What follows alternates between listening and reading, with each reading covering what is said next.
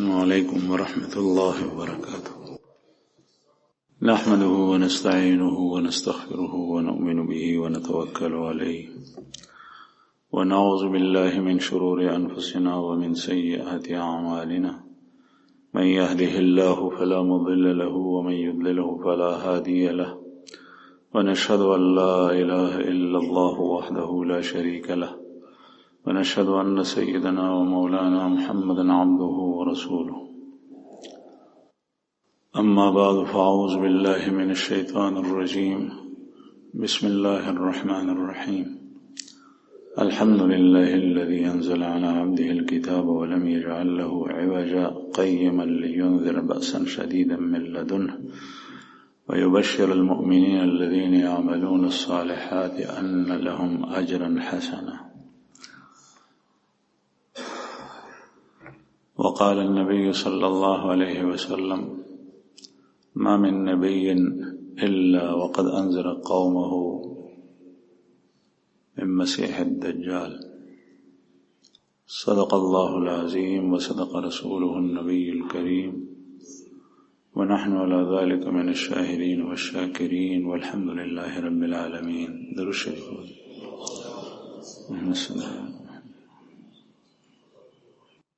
عزتمنو مسلمانانو، لکه څنګه چې د انسان سره دنیاوی سرمایه، روپۍ، پیسې، مال او دولت، سره زر او سپین زر، او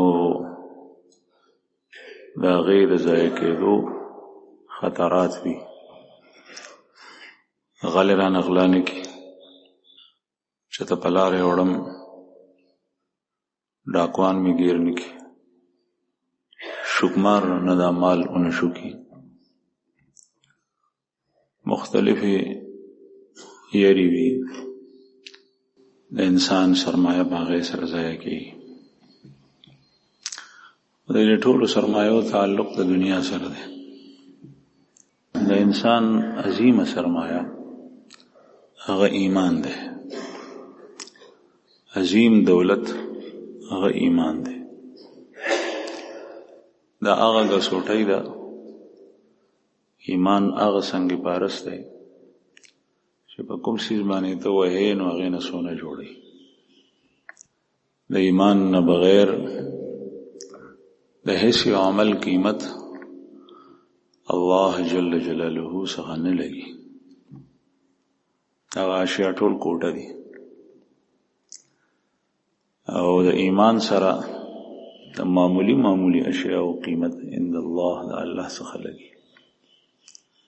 معمولی شی وي چې ایمان مضبوط وي، د هغې قیمت د الله جل جلاله په عدالت کې ډېر زیات وي. تر دې پورې ام المؤمنین حضرت عائشہ رضی الله عنها د حج په سفر کې یو ځل یو مسلمان ولیدو چې په لار روان دی، ټکره یې وخوړه.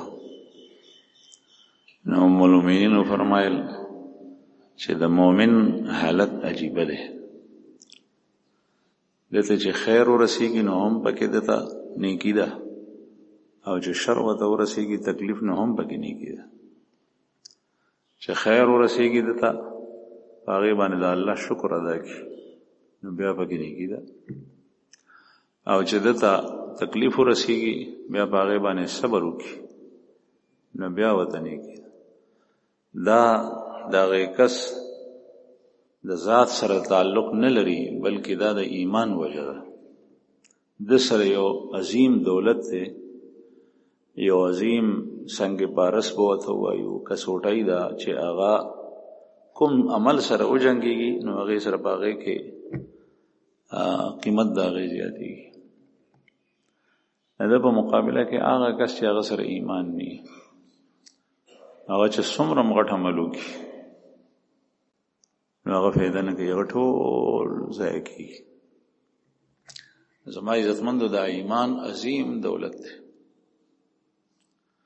تر دې پورې دی چې جهنم نه کله خلق وویستی شي نو هغه آخري کس به هم الله جل شانه د جهنم نه وباسي چې چا په زړه کې تصدیق قلبي و زر او هغه سره دی او ذره برابر عمل وسر مثلا لا اله الا الله ویل.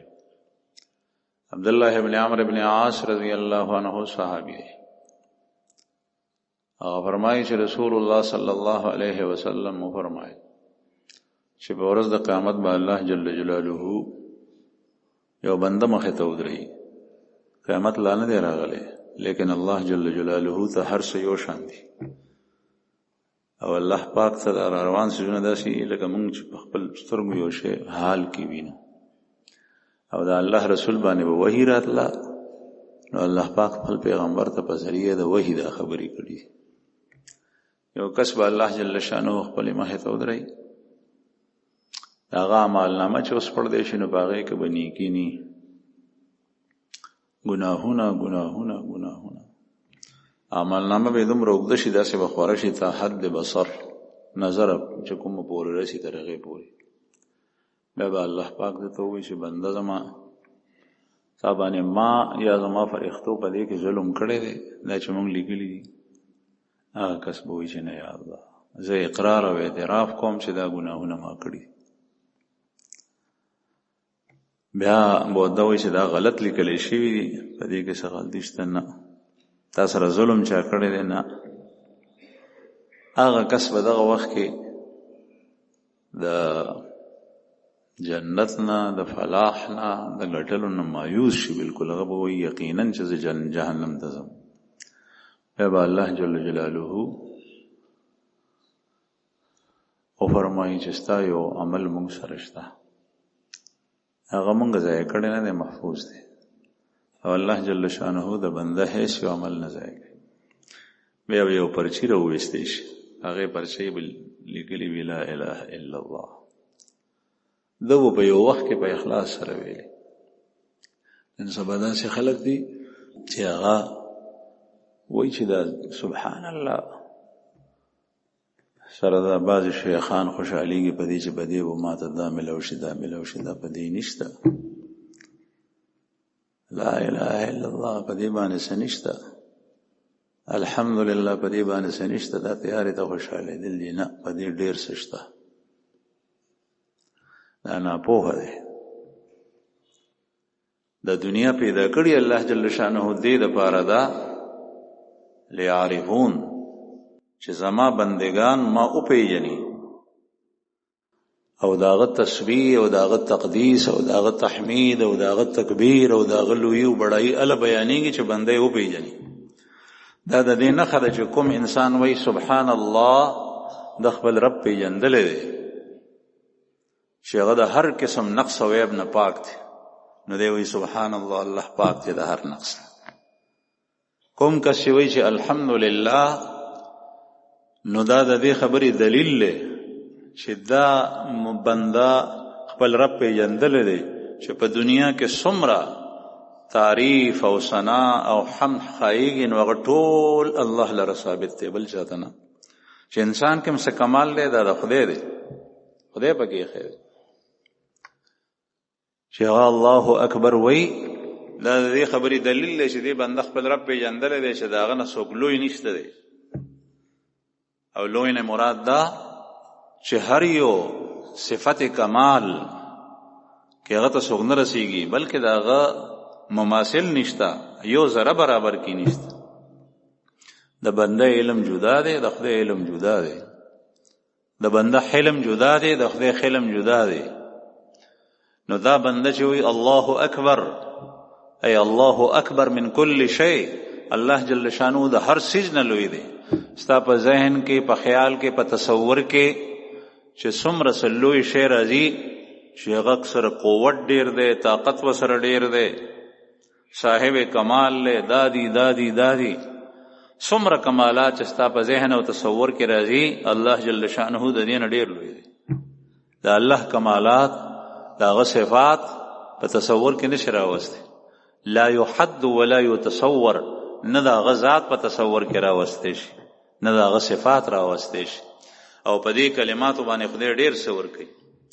د رسول الله صلی الله علیه وسلم د تر لور ده د ابو طالب صاحب لور ده د علی رضی الله عنه خور ده، ام هانی رضی الله عنها نوم دی. په مکه کې پاتې کېده. نبی کریم صلی الله علیه وسلم تراله وی چې یا رسول الله بدن می دروند دی، ما ته داسې عمل وښیه چې زه په ناستي کوم. نبی کریم صلی الله علیه وسلم ورته وفرمایل چې سلزله الله اکبر وایا.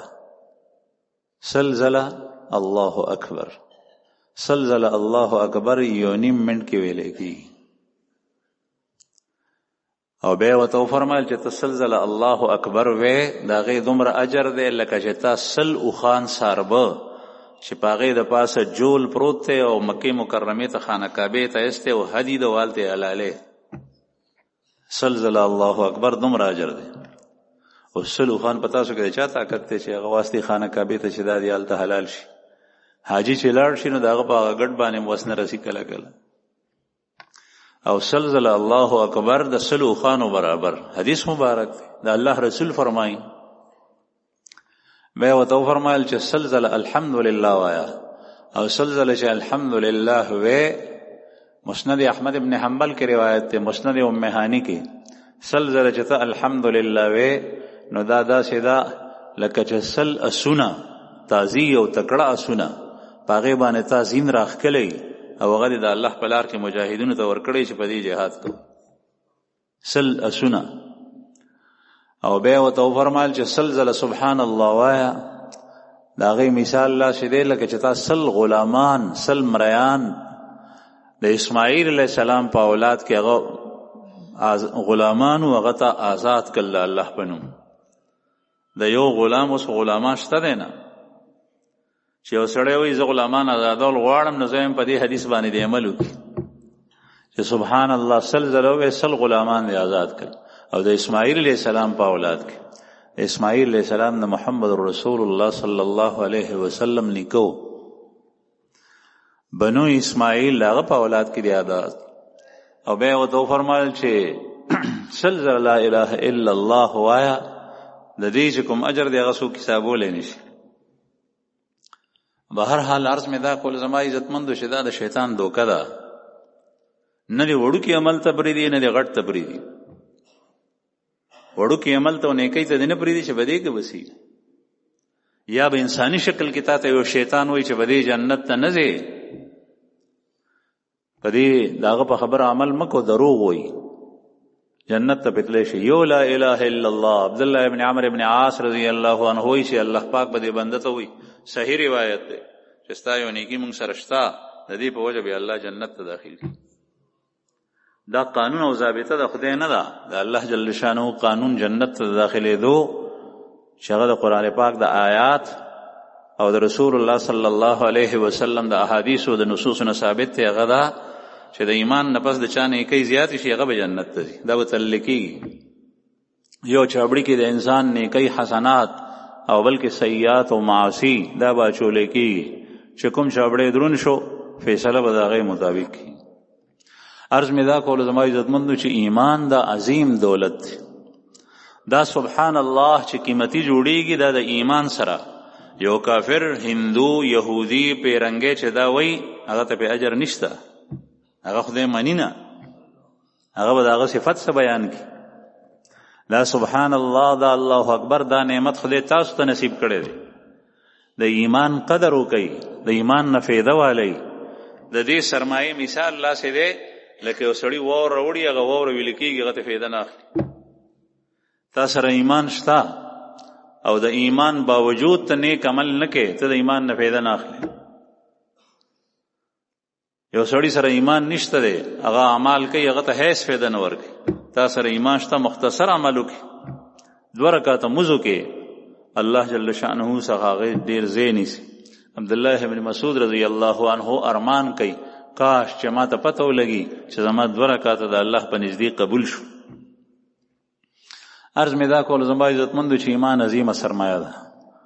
د دې ایمان هم غله او ډاکوان او شکمار شته. دا یاد ساتئ. بعضې خلک وایي چې ایمان دې راوړو، نو نه، ایمان ضایع کېدی شي.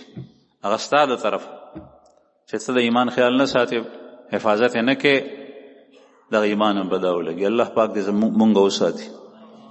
د دې مختلفې فتنې دي، مختلفې فتنې د هغې په وجه باندې ایمان ضایع کیږي. رسول الله صلی الله علیه وسلم فرمایي ستكون فتنا كقطع الليل المظلم يصبح الرجل مؤمنا ويمسي كافرا ويمسي مؤمنا ويصبح كافرا يبيع دينه بعرض من الدنيا او كما قال عليه الصلاة والسلام. دا سه فتنې را روانې دي. دا رسول الله صلی الله علیه وسلم د نن تقریبا 1.5 کاله مخکې 1400 کاله مخکې فرمایي دا سه فتنې را روانې دي چې د شپې د تورې تیاره د ټکړو په شان توره تیاره هغه چې تاسو په خپل لاس نه ښکاري د هغې د ټکړو په شان را روانې دي چې په هغې کې به سړی سحر مسلمان وي، ایمان به وي، ماښام به ورسره ایمان نی، ماښام به ورسره ایمان وي چې شپه تېره شي سحر به ورسره ایمان نی. او یو روایت کې راځي چې داسې به دا فتنې را روانې لکه له تسبیح د دانو په شان خپلې تسبیح په لاس کې ونیسه او داسې دامه ځینې کټک کټک کټک یو دانه په بله باندې را روانې یو بل پسې مسلسل دا را روانې دي کې به د سړي ایمان ځي. د دې ایمان حفاظت پکار دی او دا د اوسه ځینه پکار دی. دا فتنه څه ته وایي؟ فتنه دې ته وایي امتحان ته. امتحان رسول الله صلی الله علیه وسلم په احادیثو کې او قرآن کریم کې مختلفو څیزونو ته فتنه ویلې شوي دي. یعنی د فتنې ډېرې معنی دي لیکن دلته امتحان دی، ابتلا. قرآن کریم کې الله پاک فرمایي انما اموالکم و اولادکم فتنه. ستاسو مال او ستاسو اولاد دا فتنه ده. او دا فتنه او ابتلا څنګه ده؟ د مال په وجه ته څه کې د مال د حصول لپاره ته حرام لارې خو نه استعمالې، که حرام لارې استعمالې ستا ایمان ته نقصان رسي. د مال له حاصلولو لپاره ته ځان نه رافیزي، مرزایي، یهودي، پیرنګی خو نه جوړی چېرته بل حکومت کې. که چېرې داسې کې ایمان دې به دا ولګولو، دا فتنه ده. د مال له خرج کولو لپاره تا سره مال ډېر رالو او ستا شیطان نه پرېږدي، هغه تا ته بیا بیا ستنې وایي چې دومره پیسې دي د سره دا وکه دا وکه دا وکه. کله ناجایز تعلق د غیر محرم سره، کله یو ګناه کله بله ګناه په هغې کې د مال مبتلا کوي. دا مال عظیم فتنه ده، دا امتحان دی تا دپاره. اولاد د انسان دپاره فتنه ده، ښځه د انسان دپاره فتنه ده. او چې کله د دې فتنې نه بچ شو نو دې کې اجر هم ډېر زیات دی. اولاد فتنه داسې چې د اولاد دپاره سړی څه کوي؟ بعضې پلار خپلو بچو ته وایي چې ما که حرام کړي که حلال مې کړي خو تاسو ته مې راوړې ده او درکړې مې ده. هلکه چې حرام دې کړي دا دې کومه توره کړي ده چې حرام دې وکړه او بچو ته دې ورکړه، خو د بچو په رګ رګ کې تا حرام نه ایستل. اوس دا بچی به یا زانی وي یا به قاتل وي یا به غل وي یا به ډاکو وي یا به بدماش وي، په دې کې مختلف ګناهونه موجود دي. ځکه چې د هغه خمیر خراب شو، په وړو کې تا زهر ګډ کړل، هغې نه روټۍ جوړوه چې څوک یې خوري هغه به تمري. مونږ نن سبا دا ټکی زده کړی دی چې ګینې ما غټه توره کړې ده چې بچو ته مې مال راوړی دی، دې سود اخلي راړي وته، دې رشوت اخلي راړي وته، دې حرامو کې مبتلا دی راړي وته. دا فتنه ده. اولاد چې د اولاد د خوشحالولو دپاره، د اولاد د ساتلو دپاره، د اولاد د روغ صحت دپاره چې زما بچو بدن باندې روغ وي، دی دپاره مال راړي. هر قسم شی که حلال دی که حرام دی دا تمیز نه کوي، سترګې پټې کړي دي هغه راړي. دا مال فتنه ده. لیکن په ټولو کې عظیمه فتنه چې نن زه خبره کول غواړم د هغې متعلق هغه دجال دی. دجال فتنه ډېره لویه فتنه ده. د دې غونې بله فتنه رسول الله صلی الله علیه وسلم چې څنګه احادیثو کې ذکر کړي داسې ښکارېږي چې بله نشته. پیغمبر علیه الصلاة والسلام فرمایي چې دا دومره لویه فتنه ده چې تر اوسه پورې راغلې نه ده او اوس لنډه ده چې راشي، ښه وخت یې لږ دی. علامات د هغه نه مخکې چې څومره دي هغه ټول ظاهري. او رسول الله صلی الله علیہ وسلم فرمائے ما من نبی الا وقد انذر قومه من، کوئی بھی پیغمبر زمانے میں ایسا نہیں گزرا جس نے دجال سے اپنی قوم کو نہ ڈرایا ہو. دا سے پیغمبر نے تیر شوی چې دجال نے خپل قوم نه دی يرولې. او بیا فرمایي چې نوح هم خپل قوم د دجال نه يرولې دي. او د نوح تذکره ذکر رسول الله صلی الله علیه وسلم کړی دا چې هغه پیغمبران چې د هغوی په وخت کې د هغوی قوم په بت پرستۍ کې او په شرک کې مبتلا او په هغوی کې ړومبی پیغمبر نوح علیه السلام. د نوح علیه السلام نه مخکې انبیا تیر شوي دي، شیس علیه السلام، ادریس علیه السلام، آدم علیه السلام.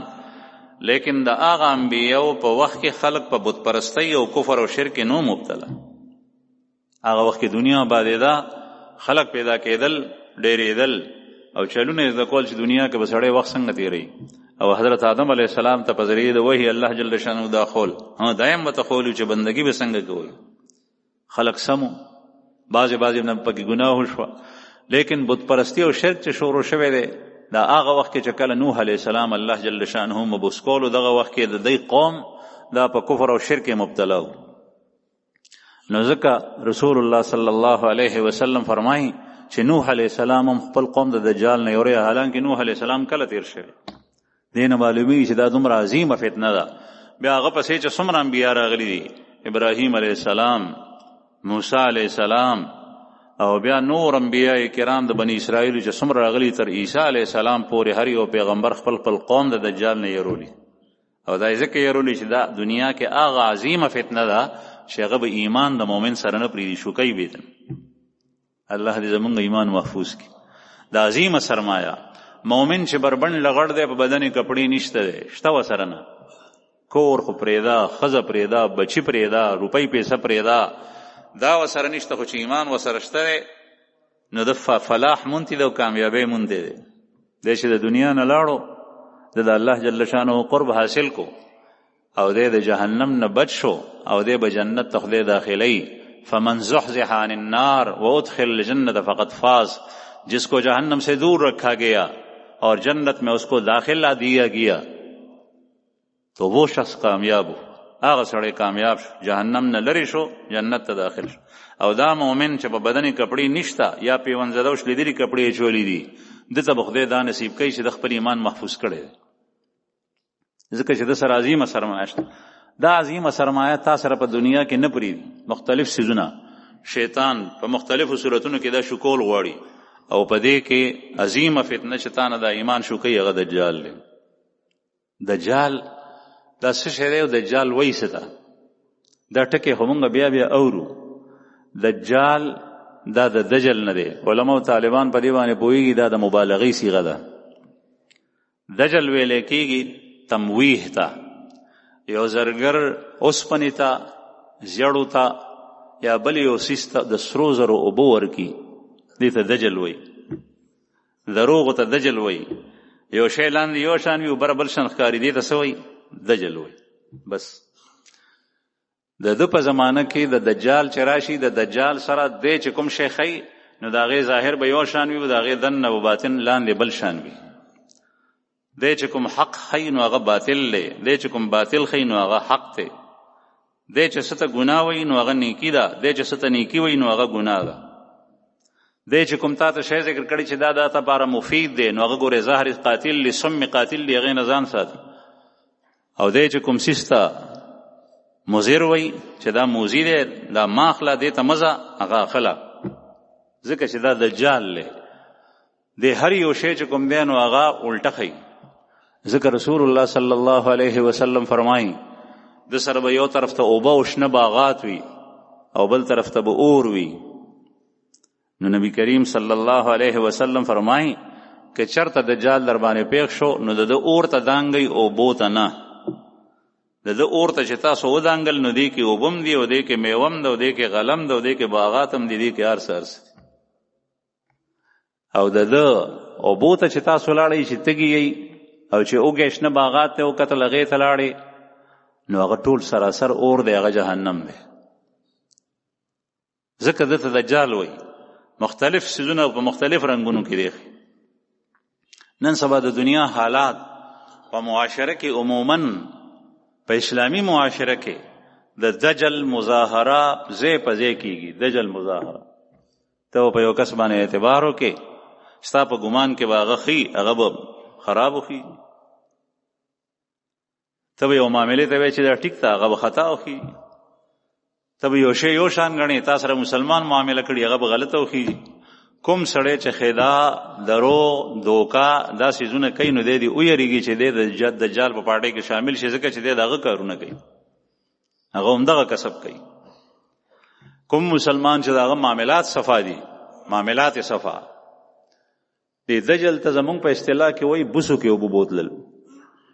دا بعضې زمیدار چې د اوبخور غلا کوي که نه، د اوبخور نو پخوا به ما زمیداره کړي ده، زه دیهاتیم د باندې نو په وټ کې به بوس پراتو اوبل شوي وو، دا بوس به خواره وارو دې د لاندې چې اوبه ځي نو اوبه نه ښکاري، پورته بوس ښکاري، نو خپل پټي ته به اوبه بوتلې نه هغه به نیر نه به وږی راشلولي و، تا به وایي چې د پټي ته اوبه نه ځي، هغه به په بوسو د لاندې به اوبه دې ته دجل وایي. چې کوم سړی په بوسو کې اوبه بولي معاملات صفا نه کوي، دا دجل دی. خبره یو شان کړي، حقیقت د هغې بل شان دی. معامله چې کله کوي صفا معامله، صفا رښتیا او معامله، شرع ته برابر او رښتیا صدق وینا، تا ته به الله جل شانه په هغې کې ګټه درکوي. او زه قسم خورم که چېرې دنیوي ګټه تا ته اوس حاصله نه شوه، ځکه چې مارکیټ ټول په دجل کې لګیا دی، نو تا ته به الله جل شانه د دې په عوض کې په دنیا کې د دې زړه سکون او خوشحالي نصیب کړي، او په آخرت کې به دا ګټه تا ته سنباله کړي. او په دنیا کې که تا سره پیسې ډېرې او ته خفه یې، ښځه دې خفه ده، بچي دې خفه دي، په کور کې یو بل سره جنګ او شور دی، نو په هغې پیسو ته څه کوې؟ تنور کې واچو. پیسې نشته دی ډېرې، لیکن خوشحالي ده، زړه خوشحاله دی، د ښځې سره تعلقات ښه دي، د مور او پلار د اولاد سره تعلقات خود ښه دي، دا خو جنت نظیر معاشره ده. په جنت کې معاشره هم دغسې. عرض مې دا کول زما عزتمندو چې دجال عظیمه فتنه ده. رسول الله صلی الله علیه وسلم پناه غوسته، اللهم انی اعوذ بک من فتنة المسیح الدجال، یا الله د دجال له فتنې نه مې وساتي، دجال له فتنې نه مې وساتي. دا را روان دی او دا دومره عظیمه فتنه ده چې رسول الله صلی الله علیه وسلم صحابه کرام ډېر زیات یې رولي. پیغمبر علیه الصلاۃ والسلام فرمایي چې دجال چې کله پوه شي چې ستا علاقې ته رالو، نو مونږ ته ویلي دي چې ګورې د ده څخه نږدې تماشې ته مه ځئ. چې کوم سړی ده څخه نږدې تماشې ته لاړو، حدیث دی چې کوم سړی د ده څخه تماشې ته نږدې لاړو نو د هغه سره داسې مداریتوب دی او داسې کیلونه دي ورسره چې دی به د هغه په جال کې ونښلي. اوسپنه چې د مقناطیس نه لرې ساتې نو نه یې راکاږي، خو چې نږدې دي که ورسره بیا راکاږي. په هغه کې داسې کشش دی چې هغه به دې ځان ته راکاږي، تا به په خپل ټولګي کې شامل کړي، د هغه تماشه مه کړو. بعضې خلک د ګناه مجلس ته لاړ شي چې زما زړه صفا دی، زه ګناه نه کوم، زما په خپل زړه باندې اعتبار دی، زما نفس په قابو کې دی. خدا یار چې کله لاړ شي جوارګرو سره نه دیم کېني، جواري شروع نشیانو سره لاړ شي نو یو ځل دوه چې لاړ شي نو بیا دیم په نشه کې نشه شروع کړي. کله هم د یو معصیت نږدې مه ځئ. انسان عاجز دی، کمزور دی، او چې ته وې چې زه نه کوم دا کار ځکه نږدې ځې نو تا په خپل نفس باندې اعتماد وکړو. او کوم سړی چې په خپل نفس باندې اعتماد کوي هغه د الله نه دی خوښ. دا نفس دی څه شي؟ مونږ هیڅ نشو کولی، نه مونځ کولی شو، نه تلاوت کولی شو، نه یو ځل لا اله الا الله ویلی شو. دا څه چې مونږ کوو دا د الله جل شانو په ارادې او اذن سره او د هغه په توفیق او قوت سره کوو. که الله جل شانو وغواړي، د بلام ابن باعورا واقع ما تاسو ته مخکې بیان کړې وه، هغه غواړي چې دعا وکړي، لیکن د دعا په ځای د خولې نه بد دعا راوته خپل قوم ته. او موسی علیه السلام ته خیرې کول غوښتل او د ژبې نه چې کوم دی نو هغه دپاره دعا راوته. دا ژبه بیا په دنیا کې د انسان په کنټرول کې نه، په نفس باندې کله مې اعتماد ونه کړي. چې کوم یو نیک عمل ته وکړي، که هغه صدقې مال ورکول وي، که هغه موس کول وي، که هغه د الله ذکر دی، که هغه د قرآن کریم تلاوت دی، که هغه حج او عمره ده، که هغه جا سر تعاون کولی، و الحمدلله دا ما ته توفیق الله راکړو، دا مال هم خدای را کړی دی، دا لاس په هم خدای را کړي دي، دا سر سترګې هم خدای را کړي دي، د هغې په زور باندې ما دا وکړي، زما خپل وس طاقت نشته.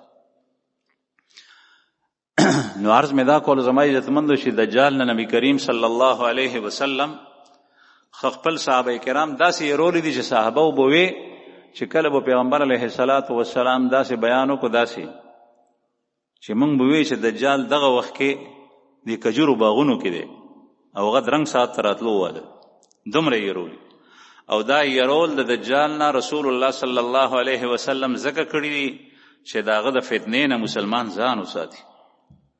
کوم ماشوم بچي چې هغه په خبد نه پويږي مثلا د شپږو میاشتو دی هغه سره مار داسې وغورځو نه به جړا کوي نه به چغه وباسي کېدای شي چې په هغه باندې لاس وي لاس کې ونیسي او خاندي وته ولې ځکه چې هغه چا رول نه دی د مار او نه هغه کې دا صلاحیت شته دی چې هغه ویریږي په ذهن کې کینی چې دا مار څه شی دی زهرجن شی دی. خو چې کله دی په دې پوه شو چې مار خوړل کوي او مار زهرجن شی دی مثلا د شپږو کالو د 5 کالو ماشوم دی د 8 کالو اوس چې د مار نوم خلک نه یری چې کوم خطرناک شی موزي شی هغه باندې پوه شو د هغې نه یری د الله رسول د دجال نه یرول دی د پاره کړی دی چې هغه دومره عظیمه فتنه ده چې مسلمان هغې ته نږدې لاړ نشي او د هغه په ډله کې شامل نشي.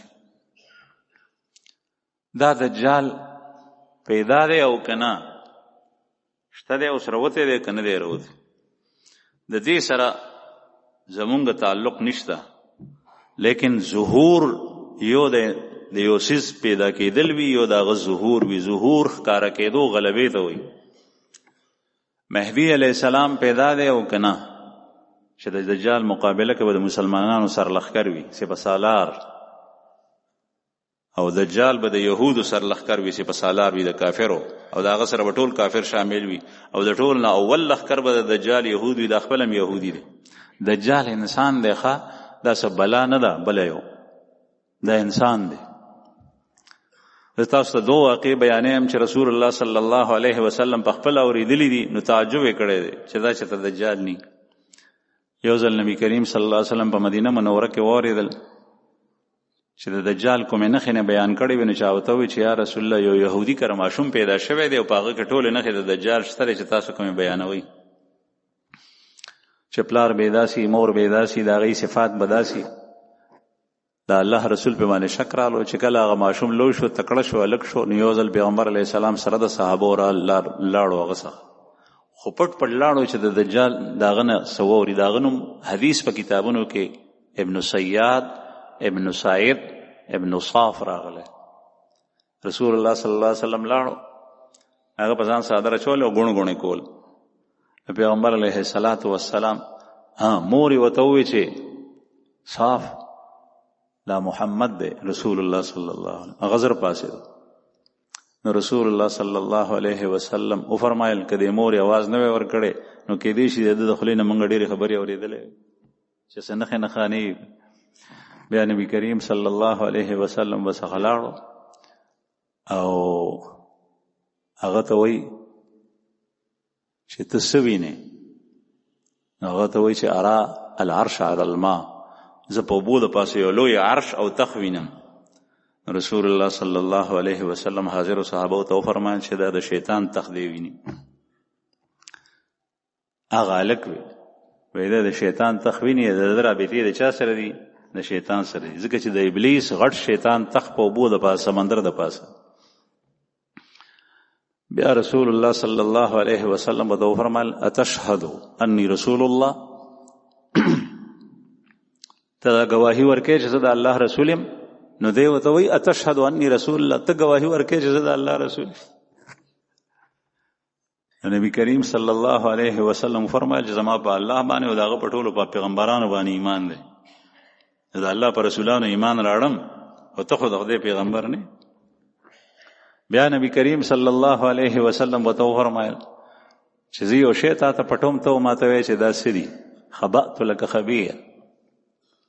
پیغمبر علیه السلام ورته وفرمایل چې ما څه پټ کړي دي یعنې په زړه کې مې څه نیولي دي. هغه ورته وایي چې هو الدخ او رسول الله صلی الله علیه وسلم د سوره دخان ابتدایي آیتونه نیولي وو. دا ټول استدراج دی او د شیطان سره تعلق دی د الله د رسول له خولې نه چېرته یو جني خبره واغېسته او هغه ته ورسوله نو هغه پوره ټکی خو نه وی دخ ووی. نو حضرت عمر رضی الله عنه ولاړو هغه وایي چې یا رسول الله زه دې نه سر پرې کوم چې اوس ځینې فیصله وکړم چې ختم شي. رسول الله صلی الله علیه وسلم ورته وفرمایل که چېرې دا دجال وي نو ته دې نشي ختمولی خدای به یې غزې ته رسوي هغه وخته ځکه چې دا برسته کې ظاهري او که دجال نی بیا پسې کې پرې دی ورګي. نبی کریم صلی الله علیه وسلم تر روان شو. د بعض صحابه په قسم سره قسمیه به وی چې دا دجال. ابو سعید خدری رضی الله عنه فرمایي چې یو ځل زه د مدینه منورې نه را روان شم د حج او یا د عمرې په اراده، قافله و بوره موږ په لار روانو نو دیم زموږ سره و. دغه وخت کې د اسلام راوړی و، خو هغه زمانه کې او پته نه لګېده چې اسلام یې راوړی دی، مسلمان دی، خو حقیقت کې مسلمان دی او که منافق دی. ابو سعید خدری رضی الله عنه فرمایي چې په لاره کې د غرمې په وخت کې قافلې والا په مختلفو ځایونو کې خواره شول، هر یو سړی سوري ته زور کوي چې زه لغونې آرام وکړم. نو زه هم یو سوري ته د ونې لاړم، سامان مې کېښو، نو دی راغلو ما څخه یې سامان کېښو.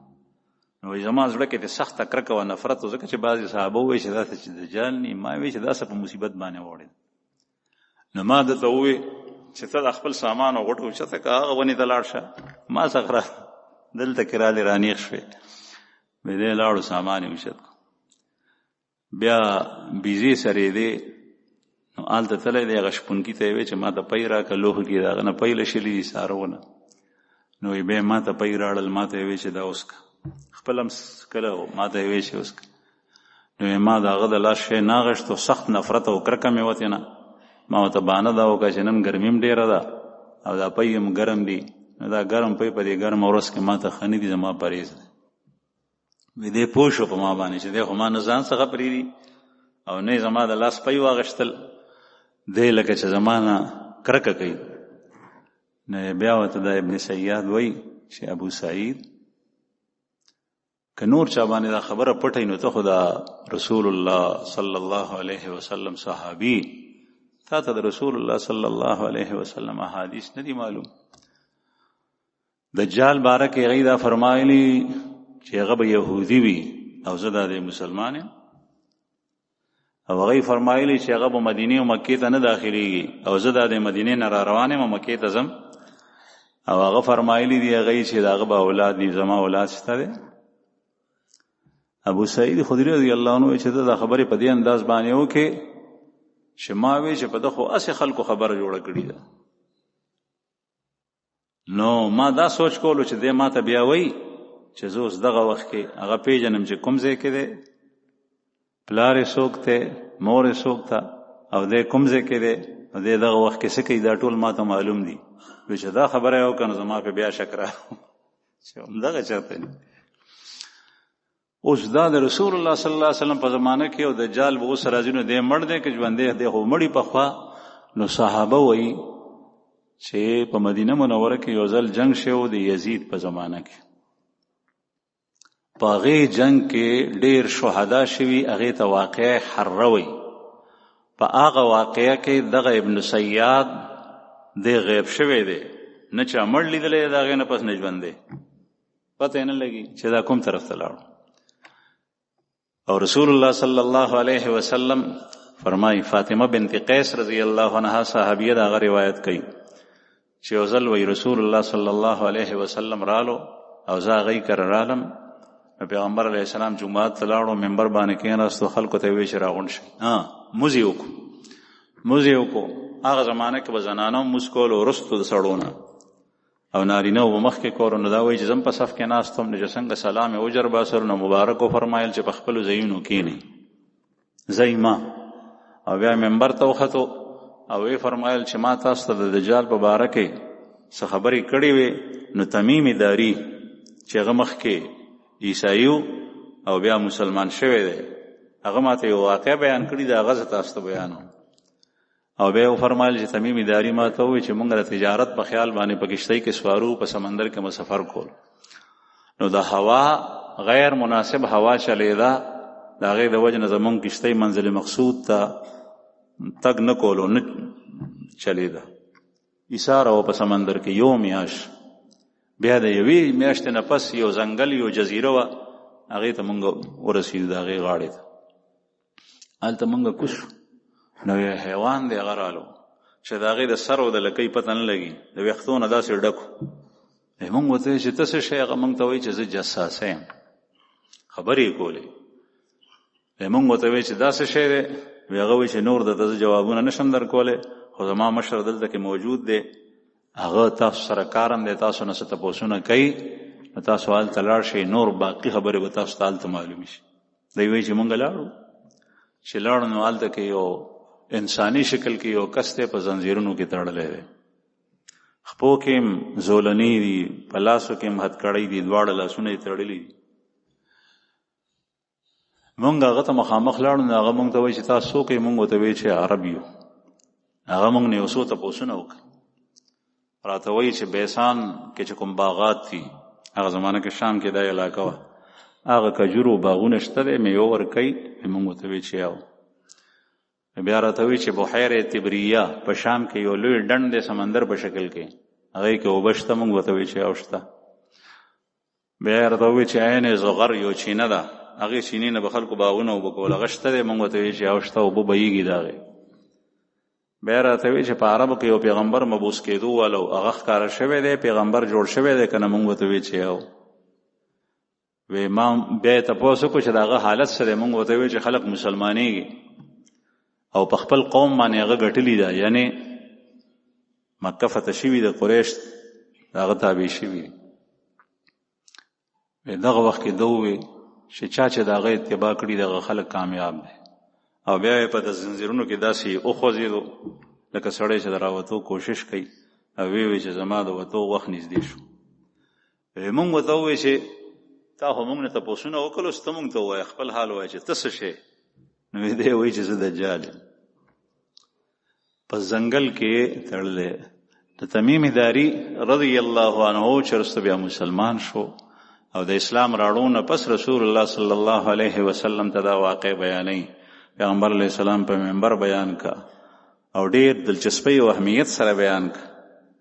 نو عرض مې دا کولو چې یو پیدا کېدل دی، یو ظهور دی، هغه به کار کله شروع کوي؟ هغه به آخره زمانه کې شروع کوي.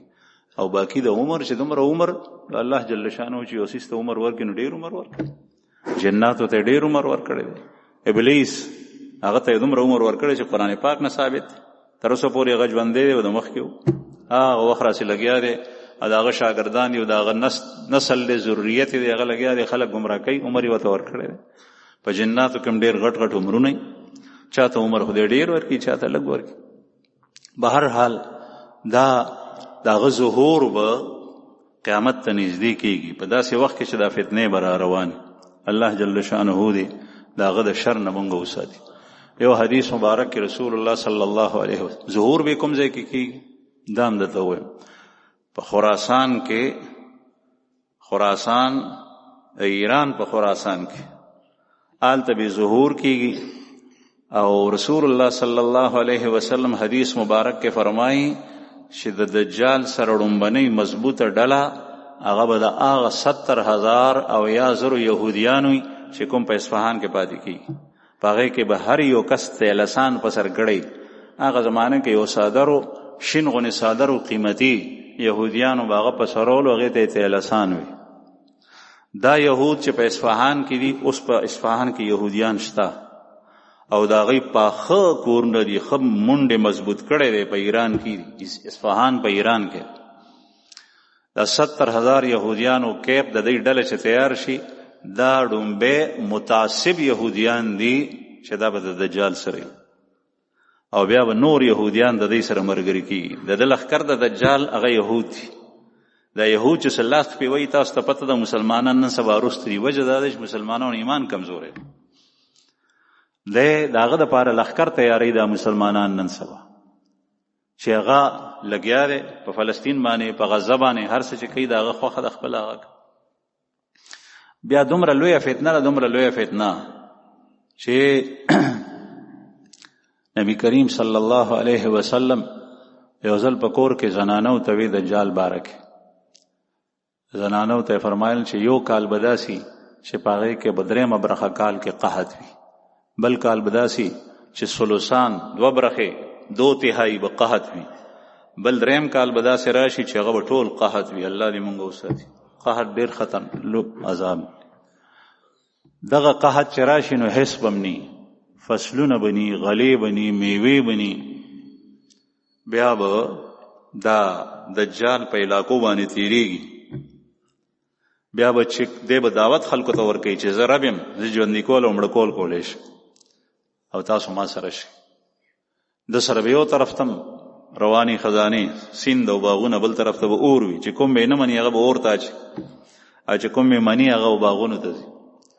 نو ځکه رسول الله صلی الله علیه وسلم فرمایل چې د اوبه او باغونه دا په حقیقت کې اور دی.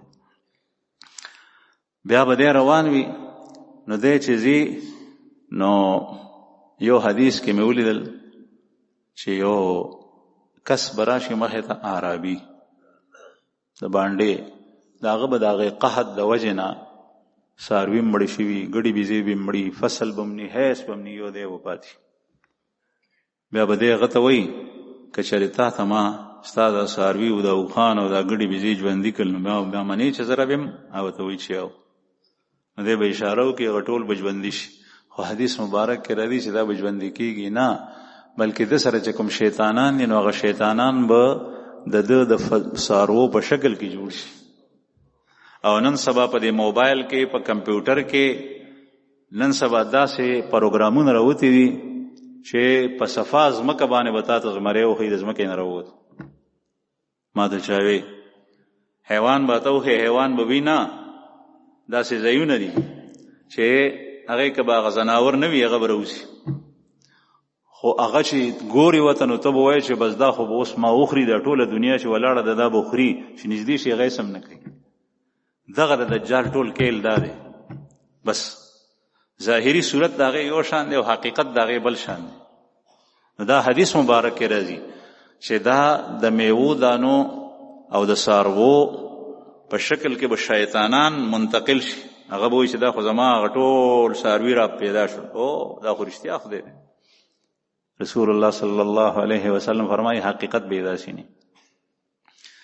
بعضې کس هغه به خپل خپلوان ټول مړي په هغې قحط کې، هغه ته به وایي چې ستا هغه خپل خپلوان پلار رونه دا ژوندي کړم نو بیا ما منې چې زه رب یم؟ هغه به ورته وایي چې او نو بیا به شیاطین د ده د پلار او مور او خپل خپلوانو په شکل کې څرګند شي. شیطان خو ځان له هر څه جوړولی شي، مار جوړولی شي، لړم جوړولی شي، اوښ جوړولی شي، انسان جوړولی شي. شیطان خدای ورته دا قدرت ورکړی دی. نو خلک به وایي او هغه به هم وایي چې وګوره ورته دا خو زما خپل خپلوان ټول پیدا کړل، نو هغه به ورپسې روان شي. بس دغه مداریتوب دی، نور څه پکې نشته. خو عظیمه فتنه ده، الله جل شانه دې مونږ وساتي. تر دې پورې ده چې رسول الله صلی الله علیه وسلم کله دا وفرمایل نو بهر لاړو، نو چې واپس رالو نو زنانو ټولو ژړل. هغې خلکو سره د خپل ایمان غم و.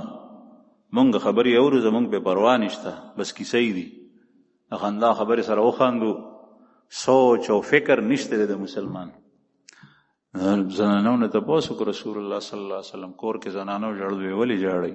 وی ژاړو په دې یا رسول الله چې اوس زمونږ یو خادمه خدمتګاره وینځه چې هغه کله اوړه اغږي او دا خمبیره کېږي او دې نه بیا دا روټۍ جوړوي او په تنور باندې یا په تیغ نه باندې په طبخي باندې یا په اور باندې پخوي تر هغې پورې د دې خېټه چغار کوي، اوږې شوي په دې دومره لږ وخت کې، ځکه چې خوراکونه خو نو هغه زمانه کې کم. نو چې کله دا ثابت کال قحط وي نو دې کې به زمونږ حال شي، نو دې کې به ایمان سړی څنګه محفوظ کوي؟ مونږ سره دا غم دی، په دې باندې ژاړو، دا به ایمان مونږ څنګه محفوظ کوي؟ ځکه چې سړی نه هر شي نو بیا دی وایي چې هر څه چې وي خو ما ته دا شی راکړه دی، اوس بیا ایمان په دا ولګوي. هغه زنانو سره د خپل ایمان فکر و. رسول الله صلی الله علیه وسلم ورته وفرمایل چې تسلي ساتئ. په دغه وخت کې به مؤمنان هغې خوراک هغه تسبیح وي، تحمید وي، تهلیل وي، سبحان الله سبحان الله به وایي، دې سره به خېټه ډکېږي. الحمدلله الحمدلله ذکر به کوي، دې سره به خېټه ډکېږي. دا معمولی شی نه دی ذکر د خدای. په جنت کې به د جنتیانو هر یو عمل د دنیا امور تکلیفیه، مز، زکات، روژه، حج، جهاد، دا هر څه به ختم شي، لیکن ذکر به وي. یلهمون التسبیح، الله جل شانه به دا ذکر د هغې په جو باندې جاری کې په جنت کې، او دا به د تکلیف د پاره نی، دې د پاره نه چې په دې باندې به فیصلې کېږي، دا به د خوند او مزې د پاره. نو دا ذکر په دې کې چې چاته الله جل شانه لذت کېږي نو د دې خوند څه بل شان دی. د الله نوم غشتل او کوم سړی چې په رښتیاو معناو کې ذاکر وي نو هغه باندې ورځې تېرې شي هغه خوراک نه کوي هغه د هغه ضرورت نه پیښیږي دا خو الله جل شانه. رسول الله صلی الله علیه وسلم به روژې د پاسه روژه نیوه. نن به روژه وه ماښام به ماته نه که په شپې به م روژه وه سهار به پېشمنۍ ونه کو بیا به په سبا بیا روژه وه بیا به سبا ماښام ماته که 2 ورځې مسلسل او د شپې م نه. نو صحابو داسې نیول شروع کړل د روژو. رسول الله صلی الله علیه وسلم فرمایل چې یا رسول الله صحابه هم داسې نیول شروع کړل. پیغمبر علیه السلام خبر شو چې صحابه هم صوم وصال نیسي. نو صحابه یې راوغوښتل وی دا تاسو داسې روژې نیسئ ما اورېدلي دي وی وی مه نیسئ داسې روژې. وی چې یا رسول الله موږ خو ډېر ګناهګار یو تاسو نیسئ په روژې د پاسه روژه افطارې منی کړې د شپې پېشمنۍ منی کړې په سبا بیا روژه کوي نو موږ خو زیات حقدار یو چې موږ ونیسو ځکه چې موږ خو کفر او شرک په تیارو کې وخت تېر کړی دی زموږ ګناهونه ډېر. رسول الله صلی الله علیه وسلم ورته فرمایل چې تاسو زما په شان نه تاسو کې یو قسم زما غونې نه دی. ان ربی یطعمنی و یسقینی میرا رب مجھے کھلاتا ہے پلاتا ہے. زما رب په ما باندې خوري او سکي. بعض حضرات وای دې ځای کې محدثین چې د دې خورول سکول نه مراد دا دی چې پټ بچرته رسول الله صلی الله علیه وسلم ته د اسمان نه تیار خوراک راتلو چا بلیدو نه. لیکن دا توجیه نه د خوښه کړي محققین علما وغی وای چې نه د دې مطلب دا دی چې په خوراک سره د انسان په بدن کې دننه چې کوم زور پیدا شي قوت په زړه کې دا روژه د زړه په زور نیوي شي دا عبادت د زړه په زور کېږي دا خبرې چې سړی کوي د زړه په زور باندې کوي هغه قوت د رسول الله صلی الله علیه وسلم په سینه کې الله جل شانه وچول د هغې په زور دا روژې نیوي.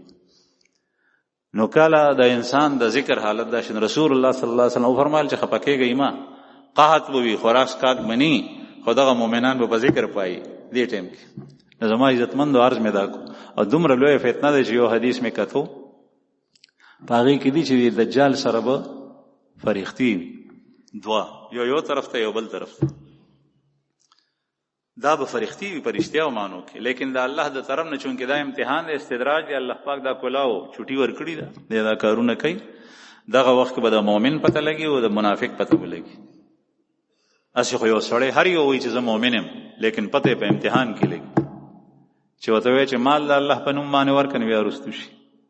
رسول الله صلی الله علیه وسلم په زمانه کې بعضې خلکو ووي چې یا رسول الله دا کافر په موږ باندې تکلیفونه موږ ته راکوي سختیانې کوي نو جهاد ولې نه فرض کېږي. نو چې مدینې منورې ته لاړل نو بعضې خلک بیا وی چې دا جهاد دومره زر ولې فرض شو چې لغونې نور هم مؤخر شوی نو خبو ځکه چې په هغې کې خو تکلیفونه دي سختۍ دي. نو رسول الله صلی الله علیه وسلم فرمایي چې د دجال یو طرف ته فرښته ده او بل طرف ته دا دجال به خلکو ته وایي چې زه ستاسو رب یم پروردګار یم او زه ژوندي کول او مړه کول کوم. پیغمبر علیه الصلاة والسلام فرمایل چې دا یو فرښته به آواز ورکړي چې کذبت دروغ دی وایي ته نه رب یې او نه ژوندي کول او مړه کول کولی شي. بیا به هغه بله فرښته چې ګس طرف ته ده نو هغه به دې ړومبۍ فرښتې ته د دې د وینا تصدیق دپاره دا وایي صدقته تا رښتیا ووایي چې دا رب نه دی. بیا حدیث مبارک کې دا راځي چې د هغې اول فرښتې هغه وینا به ورسره چې کوم خلک دي هغه نه اوري او د دې دویمې فرښتې هغه وینا به خلک واوري. نو دا دومره غټ امتحان دی چې هغه وینا نه اوري او دا واوري نو مطلب دا دی چې دا وایي چې صدقته تا رښتیا وایي دا دجال رښتینی دی.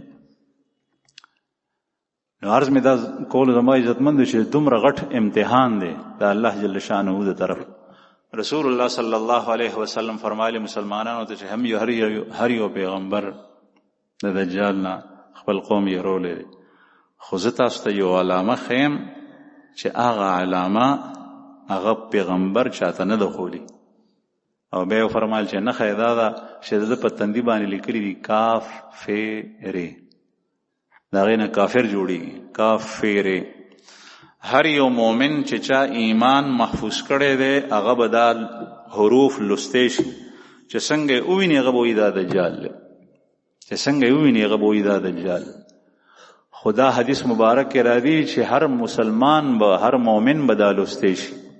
نو چې کوم سړی خپل ایمان نی محفوظ کړي او دی رسمی طور سره مؤمن وي، لکه یو حدیث میں کتو پاغی کې راغلی دی چې داسې وخت براشي چې پر پوره جماعت کې به خلک جمع وکي، پاغی کې مسلمان یوم نی. الله دې موږ پورا جمع کې به یو کس مسلمان نی. حضرت انس رضی الله عنه فرمایي چې ډومبه شي چې د مسلمانانو نوزي هغه خشوع وي، مزبکی خو عاجزي وبکینی، خدای ته بنی ولاړ اسی به ټیټ پاس کیږي، او بیا به آخر وخت کې داسې وخت راشي چې پوره جماعت کې به ټول جمع موضوع کې پاغي کې مسلمان یو نی، ټول به کافر وي. الله دې مونږ وساتي.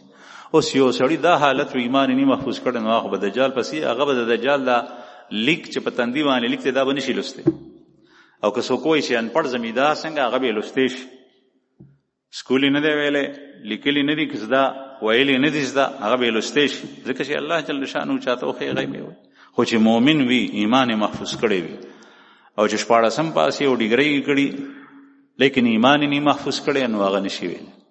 دا علامه به هغه چاته پته لګي چې څوک مؤمن وي مسلمان وي هغه به نزان ساتي.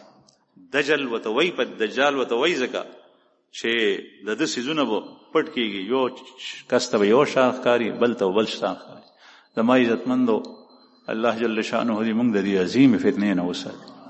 خود دې د بچ کېدو د پاره تیارې د اوس ځنه پکار دي.